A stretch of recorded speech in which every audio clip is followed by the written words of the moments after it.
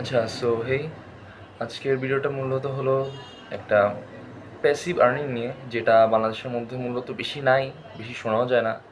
কারণ আমাদের এই যে হাসিনার পতনের যে 17টা বছর ছিল, সেখানে কিন্তু মোটামুটি যে হ্যাঁ, পড়ালেখা করো, চাকরি করো, নর্মাল এগুলোই চলতেছিল।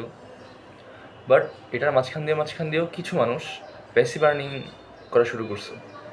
সো আজকে আমি প্যাসিভ আর্নিং নিয়ে কিছু একটা বলবো, কিছু কথা বলবো যেটা তোমাদের হয়তো কাজে লাগতে পারে। আর যারা প্যাসিভ আর্নিং জানে নাকি, সেটা হলো মূলত একটা normal way to earn money. এটা কোনো তোমার ফুল টাইম জব না, এটার মধ্যে জাস্ট তুমি তোমার অল্প কিছু টাইম দিবা, সেখান থেকে তুমি হয়তো কিছু টাকা পাবা। এটাই যেটা স্টুডেন্টদের জন্য আমি মনে করি অনেক ভালো। যাদের বর্তমানে এখনও চাকরি নেই তারা বরং এটা করতে পারে, প্যাসিভ আর্নিং। আচ্ছা, সো প্যাসিভ আর্নিং তো বললাম, এখন এটার কী কী সেটা বলি। বাংলাদেশে তো জানোই যে বর্তমানে এখন ক্রিপ্টো জিনিসটা, সেটা কিন্তু এখন বাংলাদেশে ব্যান্ড। সেটা লিগালি কোনোভাবেই এক্সচেঞ্জ করা যায় না, বা এটা নিয়ে কোনো কিছু বেচাকেনা করা যায় না। সো এটার জন্য মূলত অনেক টেলিগ্রাম গ্রুপ আছে। টেলিগ্রাম গ্রুপের মধ্যে তোমরা পাওয়া যে হ্যাঁ, একটা রেফার লিঙ্ক দেয়, এরপর ওই রেফার লিঙ্কে ঢুকতে হয়, ঢুকার পরে এমন মনে করো অনেকগুলো টাস্ক থাকে যে এই গ্রুপে জয়েন হবা, আর তোমার এই কাজগুলো করবা, ডেলি একবার করে ঢুকবা, শেষ। তারপর মনে করো তুমি 1000 টাকা পাবা। এটা একটা। আর একটা হলো যে তোমার মনে করো কোনো না, কোনো ইউটিউবার না, সে মনে করো নর্মাল একটা চ্যানেল আছে, তার নলেজ আছে, সে একটা অনেক বড় না হলেও তাকে মনে করো যে যে অ্যাডমিন থাকে, যে কিনা তোমাকে এসব লিঙ্ক দেয়, তার সাথে মনে করো যে তোমার একটা সম্পর্ক থাকবে, যে হ্যাঁ মানে মোটামুটি কথাবার্তা চিনি চানি, মানে সে কী করে, সে কী টাইপের কাজ করে, এগুলো।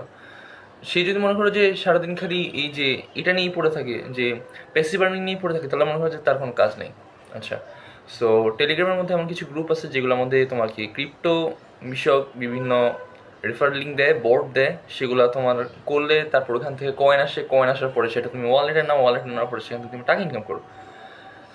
আর এর যে ক্রিপ্টো টেলিগ্রামে, সেটার মধ্যে বলে রাখি যে সেটার মধ্যে পাওয়ার চান্স মোটামুটি ধরো এই যে 30%, আর না পাওয়ার চান্স বাকি 70%।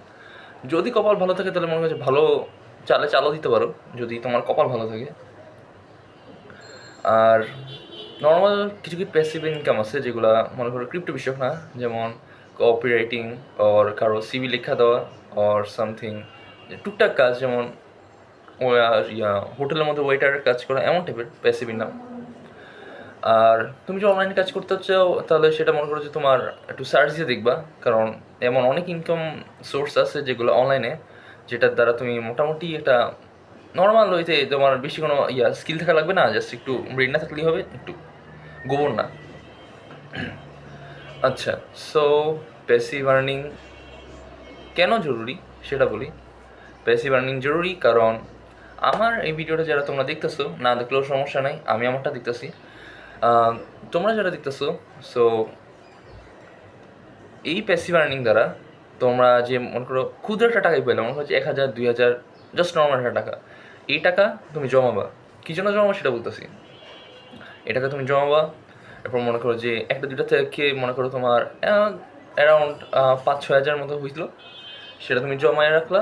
সেটা তোমার মনে করো যে এমন কোনো ফ্রেন্ড আছে যে কিনা তোমার ডলার এক্সচেঞ্জ করে তোমার টাকার বিনিময়ে, তো তাকে তুমি দিলা। তারপর তোমার অনলাইনে বিভিন্ন ওয়ালেট আছে, সেগুলো তুমি হয়তো ক্রিয়েট করলা এনআইডি দিয়া।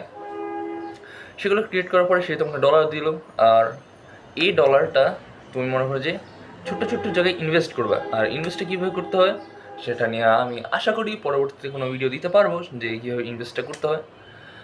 আর এই ইনভেস্টের সুবিধা কি?